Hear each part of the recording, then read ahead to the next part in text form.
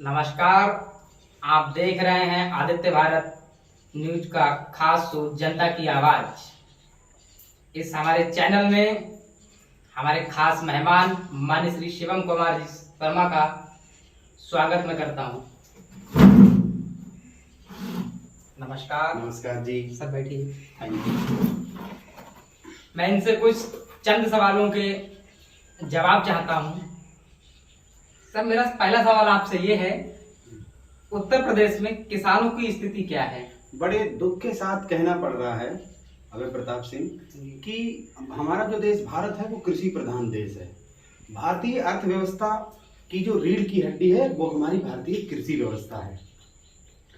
इस सबको समझने के बाद भी हमारे देशों में हालात ऐसे हैं कि किसान को उसकी फसल का, जिसे वो वर्ष भर 6 महीने की कड़ी मेहनत के साथ तैयार करता है, उसको उसका उचित मूल्य नहीं मिल पाता है, समर्थन मूल्य उसको नहीं मिल पाता है। गेहूं की फसल तो थोड़ी दिक्कतों के बाद बिक जाती है, लेकिन धान की फसल को बेचना मुश्किल होता है।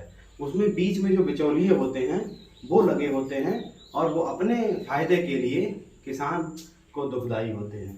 तो आजकल क्या हो रहा है कि अब आपसे मैं एक छोटा सा प्रश्न करना चाहूँगा, आपके लिए होमवर्क है घर जाने के लिए, कि हर कोई इंजीनियर का बेटा इंजीनियर बनना चाहता है, डॉक्टर का बेटा डॉक्टर बनना चाहता है, साइंटिस्ट का बेटा साइंटिस्ट बनना चाहता है। लेकिन मेरा सवाल है देश की 135 करोड़ जनता से और तमाम जो जनप्रतिनिधि हैं उनसे और तमाम जो सरकार के समुदाय में शामिल हैं उनसे, कि एक किसान का बेटा किसान क्यों नहीं बनना चाहता? इसके पीछे की वजह आपने जानी कभी?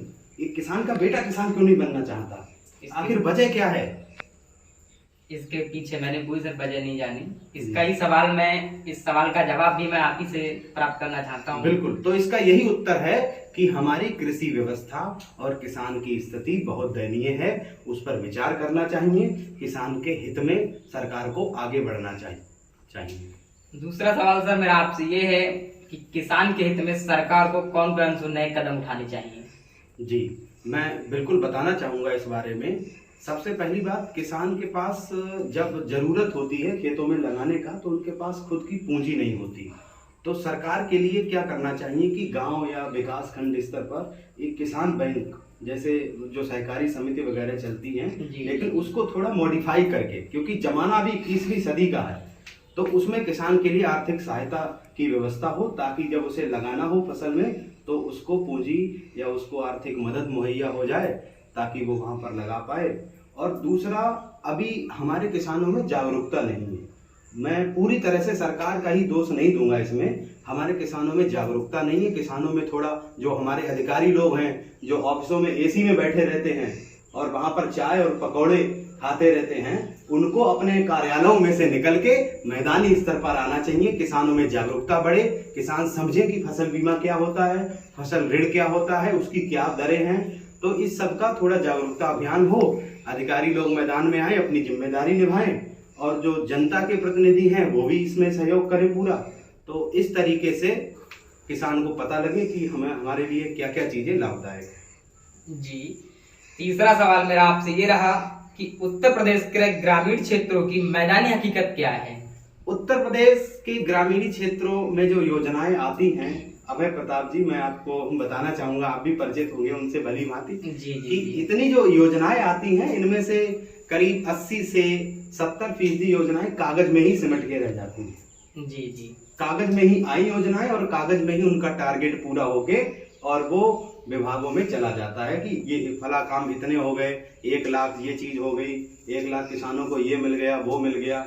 लेकिन उसमें क्या है कि वास्तविकता ये है कि अगर मैदानी स्तर पर देखा जाए तो उसमें भ्रष्टाचार सामने आता है, लेकिन ना उसकी कोई जांच होती है और ना उस पर कोई निगरानी होती है। इस पर अंकुश होना चाहिए। जो भी किसानों की सुविधाएं हैं वो सीधे तौर पे किसानों को मिलना चाहिए। तो यही है इसमें। तीसरा सवाल मेरा आपसे ये रहा जी कि लॉकडाउन और कोरोना महामारी में बच्चों की कितनी शिक्षा पर हानि हुई है? जी, आपने बहुत अच्छा प्रश्न करा है, मैं इस प्रश्न की तारीफ करूंगा। और मैं खुद शिक्षा के क्षेत्र में लगभग 10 वर्षों से अपनी सेवा दे रहा हूं। मैं पेशे से एक निजी शिक्षक हूं और समाज का चिंतन भी करता हूं।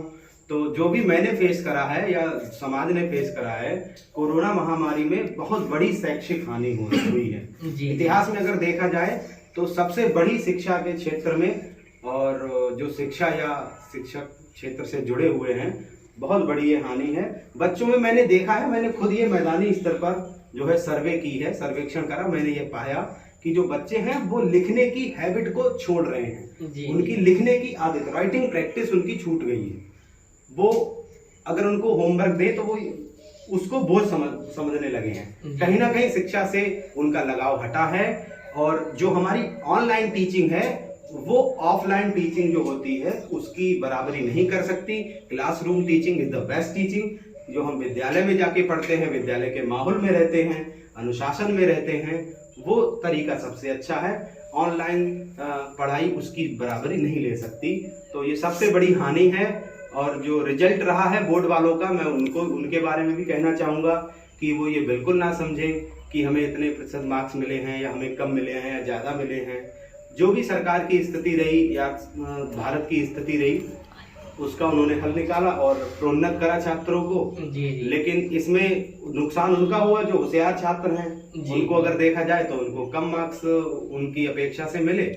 उसके लिए हालांकि सरकार ने दोबारा परीक्षाओं का भी प्रावधान किया है, लेकिन जब इतना लेट परीक्षा होती तब तक बच्चों का वो स्थिति नहीं रहती, वो भूल जाते हैं। तो कुल मिला के ये है कि जो होशियार बच्चे हैं उनका नुकसान हुआ है, जो ना पढ़ने वाले हैं उनको प्रोन्नत किया गया है, तो उनके लिए ठीक है इस दृष्टि से। मेरा चौथा क्वेश्चन आपसे ये रहा है कि लॉकडाउन कोरोना महामारी में स्कूल कॉलेज बंद होने पर निजी शिक्षकों की क्या स्थिति रही है? आपने बहुत अच्छा सवाल किया है और मैं इसके लिए जो आपका न्यूज चैनल है जी उसका बहुत बहुत धन्यवाद देना चाहूँगा। मैं आपका धन्यवाद देना चाहूँगा। मैं भी आपका आभार जनक करता हूँ कि देश में एक ऐसा न्यूज चैनल है आपका कि उसने निजी शिक्षकों के समस्याओं के बारे में प्रश्न करा है। जी। मेरे ख्याल से निजी शिक्षकों की स्थिति बहुत दयनीय रही है जी।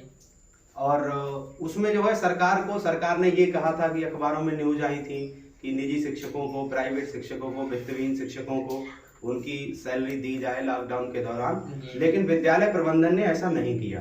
किसी को 20%, किसी को 40%, किसी को 50% ही सैलरी दी गई। तो ये चीज ठीक नहीं रही। सरकार को उसकी निगरानी करना था। दूसरी बात, अगर सरकार को ये चाहिए था कि लॉकडाउन के दौरान सबसे ज्यादा जो शोषित हुए, सबसे ज्यादा समस्याओं में रहे निजी शिक्षकों के लिए कोई आर्थिक सहायता प्रदान की जानी थी। जी, मेरा आपसे पांचवा और सबसे लास्ट क्वेश्चन हमारा आपसे ये है कि उत्तर प्रदेश में युवाओं के रोजगार के लिए क्या स्थिति है? अभी बीते दिनों कई आंकड़े आए तो उनमें ये देखा गया कि जो बेरोजगारी दर है वो काफी बड़ी है। हमारी सरकार को भी थोड़े मार्गदर्शन की जरूरत है और हमारे सिस्टम को थोड़ी मार्गदर्शन की जरूरत है। युवाओं में भी स्किल मैपिंग होनी चाहिए। आजकल गांव में प्रतिभाएं मर रही हैं। आजकल आप गांव में देखिए, एक टैलेंटेड बच्चा होगा, इतना अच्छा डांस करता होगा, सिंगिंग करता होगा, लेकिन उसके लिए अवसर नहीं मिल पाता है। तो कई सारी प्रतिभाएं हमारी गांव से निकलती हैं। तो गांव में स्किल मैपिंग सेंटर होने चाहिए। वो गांव में बच्चों को उठाएं उसकी रुचि के आधार पे, और उसमें जो भी रुचि है उसको ट्रेनिंग देकर उसको उस क्षेत्र में भेजें जी, ताकि उसका विकास हो। तो मेरे ख्याल से हमारे उत्तर प्रदेश में प्रतिभाओं की कमी नहीं है, संसाधनों की कमी नहीं है। अच्छी व्यवस्था हो थोड़ा और लोग जागरूक हों तो ये समस्या नहीं रहेगी। ठीक है, हर किसी को सरकार सरकारी नौकरी तो नहीं दे सकती जी, लेकिन प्राइवेट में भी विकास करके रोजगार मुहैया करा सकती है। मैं आपसे अनुरोध करता हूं कि आपने किसानों के बारे में अपने सारे विचार रखे। मैं उसके बारे में आपका बहुत आभार व्यक्त करता हूं। मेरा आपसे कहना है कि किसानों के हित में आप जो है अगर कोई 4 लाइनों की कविता आप प्रस्तुत करें तो आपका बहुत आभार उसमें व्यक्त रहेगा। जी, बहुत बहुत धन्यवाद। आपने आके अपने मन की बात बनवा ही ली। खैर कोई बात नहीं। मैंने कक्षा 10 में सन 2013 में ये कविता लिखी थी किसानों के ऊपर। मेरे पिता भी एक पेशे से फार्मर हैं, मैं भी उनका खेती में हेल्प करता हूँ। जो भी टाइम मुझे मिलता है मैं उनकी मदद करता हूँ। और कक्षा 10 में मेरे द्वारा लिखी कविता मैं आपके सामने रखता हूँ, जो किसानों की स्थिति है हमारे देश में और किसान आत्महत्या कर रहे हैं, उस चीज़ को ध्यान में रखकर उस पर चिंतन और मंथन करके मैंने कुछ पंक्तियाँ लिखी आपके सामने और देश के सामने समर्पित करता हूँ। आपका आशीर्वाद मिले मेरे लिए। ऐ भारत की सरकार वापस दो किसान को उसके अधिकार, ऐ भारत की सरकार वापस दो किसान को उसके अधिकार। अरे जो देता तुमको चावल गेहूं गन्ना, क्यों तुमने उसके अधिकारों को छीना।